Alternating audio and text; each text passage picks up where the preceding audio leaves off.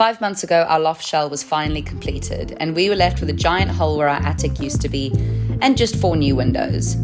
What came next was a lot of work with Tom, Martin, and sometimes me, to turn this hole into what will be our bedroom, dressing room, and bathroom.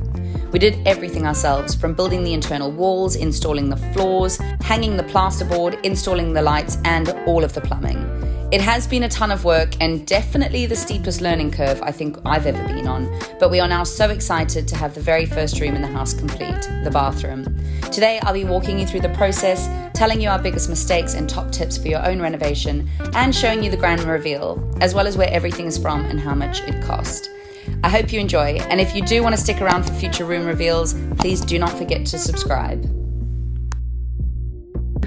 Hello, welcome if you're new, welcome back if you are not. It is finally time to show you the first finished room in our house, the bathroom upstairs. I could not be more excited, and I think watching that footage back and putting this together has been very motivating. I think a lot of the time in this build we feel like we're working so hard and no change is happening, but to realize it was 5 months between the builders leaving the loft and us having our bathroom completely finished, or 95% finished, as you'll hear me say 100 times, but pretty much finished, is super motivating. And also, you know, in that time we've done stuff downstairs and the bedroom's almost ready, the back room's ready to be plastered. So it's incredibly motivating to see how much we're doing. I think, especially considering me, Martin, and Tom, we all have full-time jobs. We do the house 1 day a week on the weekend, and Tom and I try to fit some bits in the evenings. Admittedly, we could be better at that, but we do what we can. So yeah, it's been really motivating, and it's so good to see something come together, and I can't wait to show you. I'll just kick things off by talking to you a little bit about things that did go wrong and what we've learned for the next bathroom, or dare I say, the next renovation. So the first one, and definitely the biggest one, if I've not said this enough times, this is our first renovation and we have no idea what we're doing. So we didn't consult an architect or anyone like that. We just went for it. And as a result, we didn't think enough about the layout of the loft before we began. So for context, we did view a few houses before we bought this one. Some houses that needed work to potentially buy, and some houses that had recently been renovated just for inspiration. And one of the houses we went into had a full kind of floor to ceiling window in that loft bathroom, and we fell in love. It was 100% what we had to do. So before we'd even decided the layout of the loft, we'd already ordered that window. The problem is, the house that we viewed was an ensuite, and we were set on doing a separate bathroom. So it actually really messed with the layout, particularly when you consider a standard bathroom layout, which I'll go into in a sec. But basically, we didn't plan far enough ahead, and suddenly we found ourselves with this massive window and a waste pipe, and a bathroom that didn't really fit the window that we'd installed. I think I explained it pretty well back in May. And then the final task of the day, we are completely stumped in our upstairs bathroom. Initially, the plan was pretty easy. The door would be here, and you would walk in. You would have your shower running down here, your toilet over there, and your sink here facing that way. It's a layout we'd seen in a few houses we visited, particularly in the loft bathrooms. It works well, it was nice. We were so sure we were gonna get it. And then our stairs were finalized. And because of this, we found out there was no way we could have our bathroom door on the left-hand side. Now the issue is that we've installed this long window, so we can't just flip the bathroom. And what I mean by this is that we can't have the shower this side because of the window. Also because we've already put the waste pipe there. So our toilet pretty much needs to be here. It also can't be our sink because our sink would then block our window, which is completely pointless. For an ensuite, it would work as well. So you'd be here in the master bedroom, and then here you would come into your bathroom, and then effectively you'd walk in here, which would make perfect sense. Sink there, toilet there, and then shower running along this way here. The trouble is, we do plan on renting this house out at some point. It could be in 2 years, 5 years, 10 years. Ultimately, we want to move abroad, we want to do other stuff. We're not going to be here forever. So we need to think about what's going to happen then. And ultimately we rent it out, it's going to be a 4-bed house. And we think it just makes more sense for the 2 bedrooms downstairs to share 1 bathroom and the 2 bedrooms upstairs to share 1 bathroom. It makes more sense than 3 bedrooms sharing 1 bathroom and 1 bedroom having an ensuite. So what now needs to happen is we need to have a layout that works for a bathroom that is not an ensuite. So now when thinking about layout and trying to work out the best layout, I would encourage that you get familiar with the standard bathroom layout. So there's a couple, but the most common one, the long and narrow bathroom, would be the bath shower going horizontally at the end of the room, and then the toilet, and then the sink. In front of the sink would be the bathroom door. As I just explained, we found out that once the stairs were installed, that wasn't an option. So understand your bathroom layout so that you know what is probably going to work best in the space before you get cracking on installing windows and deciding what shower to buy. However, and this is going completely against what I just said, also don't be afraid to break the mold and switch things up a little bit. The bathroom layout that we ended up with was something that in the beginning I really thought didn't work. I thought the shower would make the room feel too narrow. I thought sitting on the toilet looking at the shower, your legs would be too cramped. I couldn't have been more wrong. I'm really happy with the layout and how the room eventually works, because it's allowed us to have that big window that I am obsessed with. And it's allowed us to have a good sized shower, and it's meant that you don't open the door straight onto the toilet. Anyway, I think it's really worked and I'm really happy with how it turned out. And then the one regret, and this is in part because we didn't plan our layout early enough. The builders installed all of the windows, and so we had to know what windows we wanted where and when. Because we didn't know where our shower was going to go, my dream of having a skylight above the shower couldn't come true because we had no idea where the shower would be placed. So my one regret would be, again, planning the layout earlier, understanding what we want right from the beginning, and then as a result, could have got that skylight in the shower. So I'll keep that in mind for the next house, but otherwise, I'm really happy with how it all turned out, and I can't wait to show you. Speaking of showing you, let's get on with the more exciting part of this video, shall we? Here is our bathroom.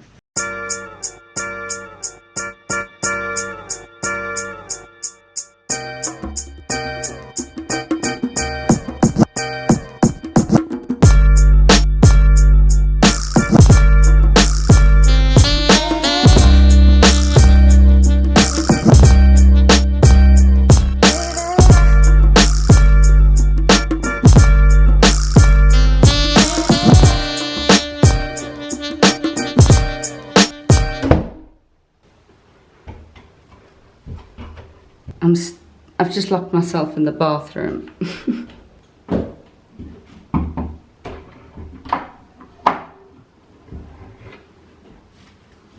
Thanks.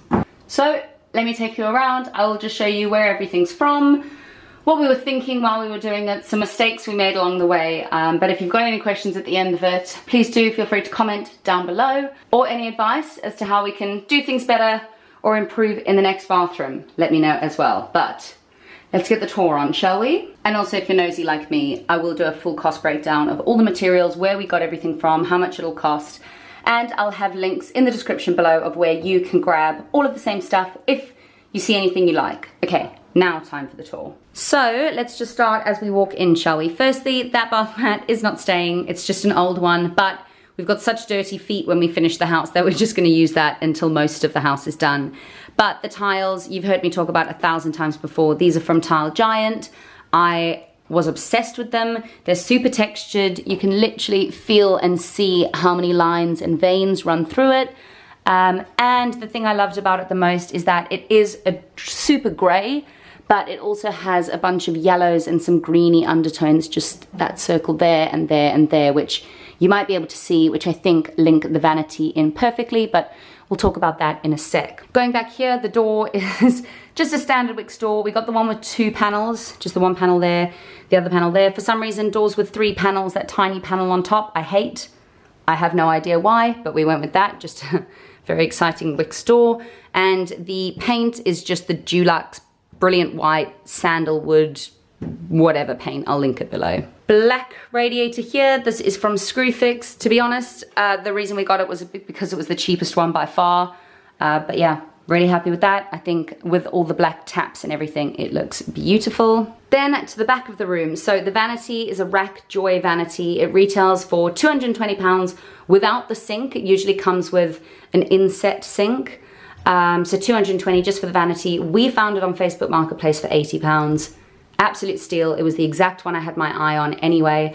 And because we didn't get the sink, I wanted a sink sitting on top of the worktop, not one sunk in. we had to make that ourselves. So we just bought a laminate from a random website, 600 wide, because the vanity is 600 wide. I'll link it below. I don't remember the website, but it was £30. Then onto the sink. So by the time we got around, well, we'd sorted the tiles, we'd sorted the vanity, we'd sorted the wall tiles. By the time we got to order the actual bathroom, I'm not gonna lie to you, I was done with the process already. So when I found a place that was selling all of the black hardware we wanted for one of the cheapest prices, but still quite stylish, I just went with it. I just bought everything from there. I did look elsewhere, it was pretty reasonable. So the sink stopper, the taps, as with all of the shower stuff here, we'll go into the shower in a sec, but yeah, all of the black stuff that you see here was from Bathroom Mountain. So yeah, for this I was pretty set on having the taps coming out the wall. Don't know why, I've always loved it. I thought it was my turn to have them.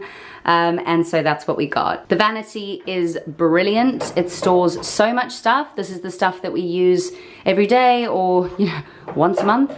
And this is the stuff that we use less frequently, but it's basically just got extra flannels, stuff that we might refill in the shower, and just little testers and stuff that we haven't got around to using. The mirror was also from Bathroom Mountain. We needed to spend £30 to get free delivery, and I think this was £40. So we were happy with that. It was pretty reasonable compared to all the other black framed mirrors that we saw. Then turning to the side, toilet, nothing special, just a toilet from Screwfix. Is the fact that the flusher not black irritating to me? Not as bad as I thought it would be. And also there didn't seem to be many toilets with black flushers, so I'm just gonna let that one slide.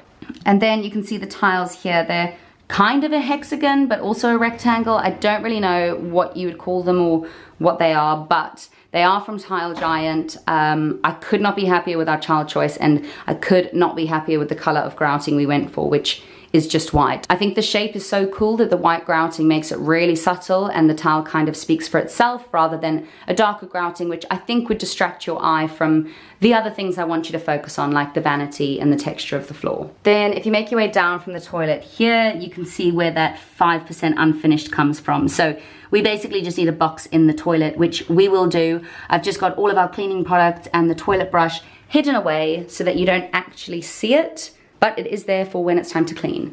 And then, sure, I've gone through this before, but yeah, the toilet paper holder is from Dunelm, and the bin is from Dunelm, and yeah, toilet brush also from Dunelm. And then, crazy that they weren't bought from the same place, but the bin and the soap were actually bought from different shops. So this was clearance at B&Q, as was the toothbrush holder on the other side, but I just thought, again, kind of stone, natural, goes really well with the vanity and doesn't really distract you from all the blacks and the browns and the many different things that are happening on this wall. We then just stuck a little hand towel rack on the side, also from Bathroom Mountain, to get us up to delivery, or I don't know, because it was relatively cheap. And we just keep one small towel there so that when you wash your hands, you don't have to come all the way to here. And also, as you can see, this is quite a skinny one, so we're struggling for towel space already. Spanning back up past the toilet, just got a single shelf. This shelf actually came in a pack of 3 from Asda, but we tried a bunch of different ways of organizing the shelves, and it all just looked too busy, so I just left the one in there with just some nice smelly stuff, also from Asda. And then I showed you this earlier, this is the print from Peachy Prints, which I actually really like. I think it brings a tiny bit of color to the room, and I don't want too much color. I love the neutrals, but yeah, I really like this print, and so she will stay.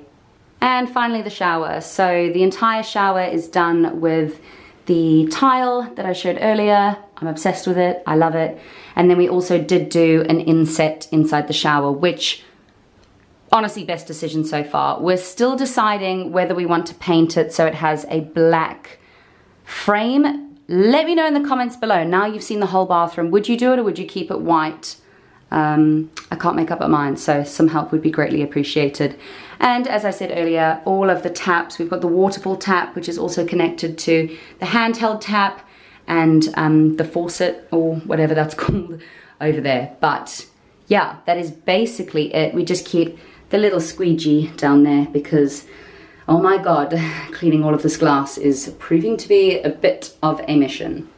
Okay, so I'm now sitting on the toilet of my new bathroom, and I'm going to take you through how much the entire bathroom cost. So first up, Before we go into this list, comment down below how much you think this all came to. So we're talking from the shell. The plasterboard was up, the plasterer had come in, and the chipboard was down. So complete empty room. Let me know how much it cost, and then I'll see who was the closest at the end of this. So let's take you through all of this.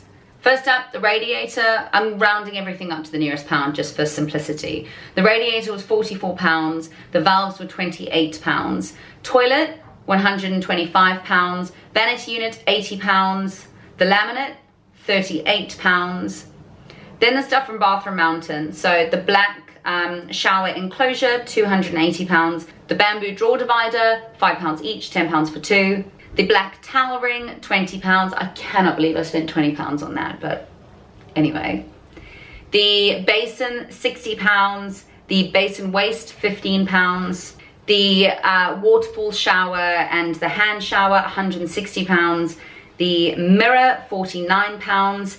And the black wall-mounted tap mixer, £70. So that's all the stuff that went into the bathroom. Now let's look to the floor. So the floor tiles, £174. The wall tiles were £312. The grouting was £42, but I would recommend just getting the Screwfix one for £35. We ran out of grouting. We live right next to a Screwfix. It's the exact same color, so just get Screwfix. The cement boards were £39 and the trimmers were £40 altogether. And then as you come in, the door from Wickes was £35 and the paint is Dulux Satin in brilliant white. That's £31 and a full ton of it did just over 3 doors, which takes the total cost of this entire loft bathroom to £1,700, or just shy of £1,700. So tell me, was that more or less than you expected? Keep in mind this doesn't include labour. Firstly, Tom's dad did all of the plumbing in this bathroom, which we are incredibly lucky for, and our tiler came to £600, which we paid as well. So £1,700 excluding labour, £2,300 including labour. And that is it for our loft renovation. Room 1 done. On to the next. If you like what you saw, please do give the video a thumbs up. And if you're new here, please do subscribe. We put out videos every single Wednesday. If you're not new here, thank you so much for sticking around. I hope you've enjoyed seeing the first finished room after what feels like a very long time of me making you watch me paint. So yeah, thanks so much for sticking around if you have done. What is up next on the agenda? Some very exciting stuff. So, all upstairs needs is the architraves and the skirting boards, and then we'll be laying carpets and moving upstairs, which is incredibly exciting. So that's all happening to the bedroom and the bathroom up here in the loft. The back room in the loft, which is going to be our dressing room, still needs to be plastered. So our plasterer is not very well at the moment. We're just waiting for him and hoping that, you know, he's on the mend, and once he's feeling better and ready, he can come back and do that back room, which will be brilliant. Tom and Martin are heading all the way downstairs and out the house, as we'll be moving the manhole this weekend and then getting cracking on the kitchen extension, which is the most exciting part of the entire renovation. I spent my life cooking. I love food. It's all I do. The entire reason I wanted a bigger kitchen and the entire reason I wanted my own house really is to entertain and have dinner parties. And doing this means that we're one step closer to getting there. So I can't wait. I mean, we're in really good spirits at the moment and it feels very good. It's probably helped in part by having this bathroom ready. I can't tell you the difference it makes getting ready in this bathroom in the morning or unwinding at the end of the day with a shower in this bathroom versus the bathroom downstairs, which is dusty and full of rubble and just doesn't put you in the best mindset, I'll be honest. I know that that's massively a first world problem and I do acknowledge, you know, it could be 100 times worse, but I'm just feeling very, very thankful to have this bathroom now and a beautiful place to, you know, wash your face and brush your teeth. It's been good. So thank you so much for watching. Please do, as I said, subscribe if you're not, like the video if you haven't, and let me know. We're thinking of the next bathroom now. Do we keep the same theme downstairs? Obviously we'll do, you know, it's a much bigger space, probably about 3 times bigger than this bathroom, so we'll have a bath and all of that, but are we thinking the same sort of Scandi minimal maybe? I don't even know what this theme is, but do we keep it the same? Black hardware, similar tiles, Or do we try something completely different? And if something completely different, let me know what your thoughts are. What would you go for in this space? Thanks so much for watching and making it through this far. Have a brilliant week or weekend whenever you're watching this, and I will catch you in the next one. Goodbye.